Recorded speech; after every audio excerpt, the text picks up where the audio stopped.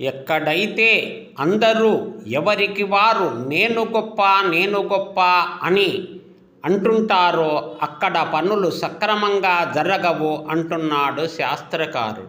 ఎత్ర సర్వేపి నేతార సర్వే పండిత మానినః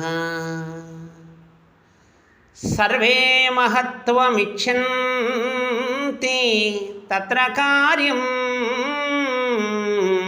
వినశ్యంతి.